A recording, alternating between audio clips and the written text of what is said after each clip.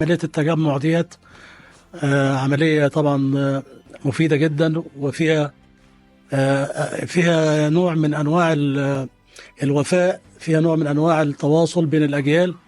الحقيقة أنا بحيي جدا، وبحيي طبعا كل الناس اللي بتحضر وبيبقى عندها شغل وعندها ارتباطات، ومع ذلك بتلغي كل حاجة علشان اليوم ده. تقليد ولا أروع، يعني حاجة تتحسب للجيل كله.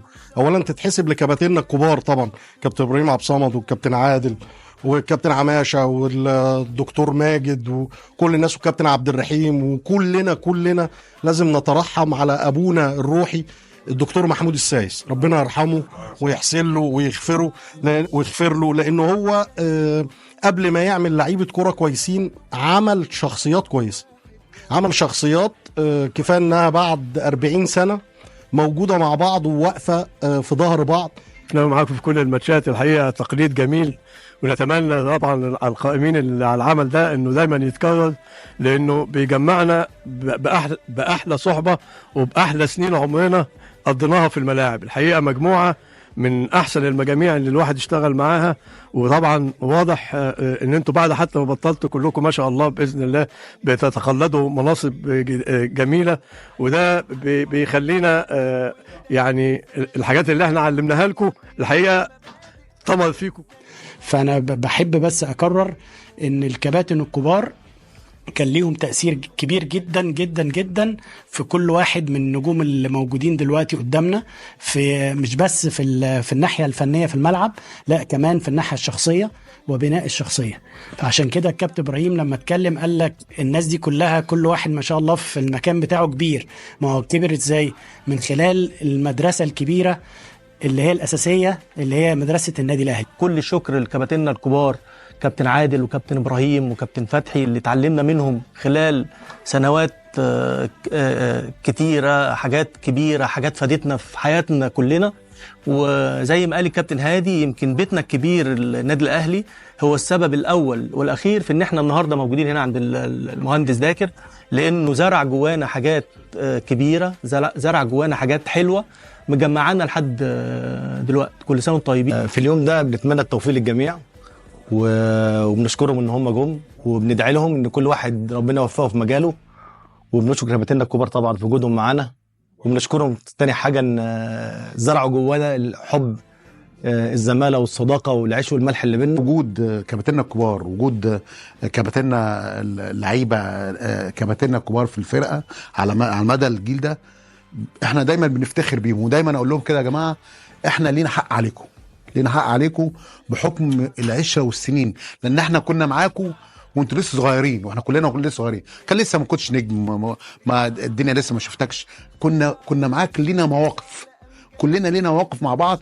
خاصه. حتى انا عايز اقول لك كل 2 و3 مع بعض يا جماعه ليهم مواقف خاصه مع بعض.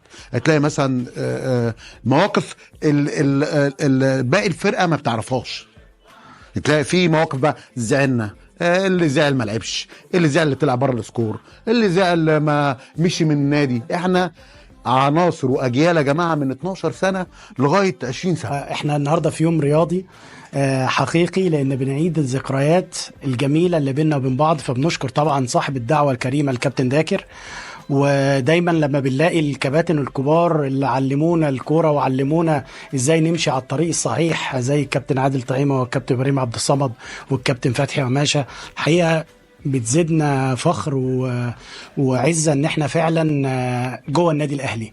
دايما النادي الاهلي دي سر عظمه النادي الاهلي وعبقريه النادي الاهلي، ان هو بيعمل اجيال ورا اجيال، والاجيال دي كلها بتتعلم من بعض، ودايما بيبقى فيه نوع من التواصل الدائم بيننا وبين بعض بشكل او باخر، حتى لو ظروف الحياه بتبعدنا شويه عن بعض، لكن في الاخر لما بنتجمع وبنبقى مع بعض بنحس قد ايه بالذكريات الجميله. وان النادي الاهلي طبعا بعد ربنا سبحانه وتعالى كان له الفضل الكبير جدا ان كل اجيال النادي الاهلي مش جيل 71 بس، لا اجيال النادي الاهلي عبر تاريخه كلهم تقريبا قريبين من بعض. كل مدرب ليه موقف معايا، لكن كابتن ابراهيم عبد الصمد ليه موقف يعني مؤثر معايا بشكل غير عادي. كابتن ابراهيم عبد الصمد اول واحد يعني يعلمك ازاي انت تعمل ايه في الحياة مع الناس التانية.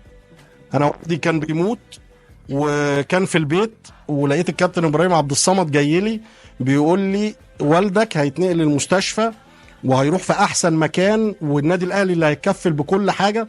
انا الكلام ده وانا عندي 15 سنه او 16 سنه، فحاجه يعني تحسب في التاريخ ان مدرب بيعاملك كانه اب.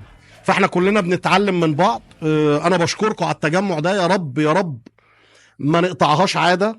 صحيح احنا بنثقل على المهندس داكر، لكن ربنا يبارك له يعني ويفتحها عليه، لكن وربنا يوفقكم كلكم في كل مجالاتكم المختلفه. لكن يا رب نحافظ على التقليد ده، ودايما ندعي للي بيغادرونا. يمكن اكتر الناس اللي حريصه، بصراحه سياده النائب داكر حريص ان هو يجمعنا باستمرار، وسياده اللواء حسن طبعا، ووراهم كابتن وليد صلاح الدين وكابتن ايمن الطحاوي وكابتن هادي كشبه كابتن احمد ايوب وكل المجموعه، عشان في ناس بتزعل ما سمعتش اسمها. اشكرهم معايا على تكريمهم لينا كمدربين، وربنا يسعدنا جميعا ويسعد اولادكم وتكون ايام جميله عليكم. انا بس عايز اقول لكم حاجه كده سريعه، ان كان اكتر اتنين مكفريني وهم صغيرين كان نبيل ابو زيد وداكر، كانوا مكفريني ووروني نجوم في عز الدول. وكل سنه وانتم طيبين.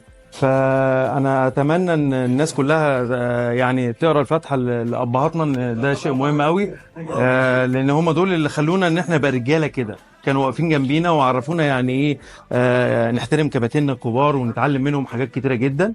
فانا بصراحه بشكر كل اب كان بيجي مع ابنه زمان، لان النقطه دي فرقت معانا كتير قوي. النجاح ما بيجيش من فراغ، النجاح بيجي من منطلق انك انت ليك هدف وليك رؤيه بتحاول توصل لها عن طريق الاجتهاد وعن طريق العمل.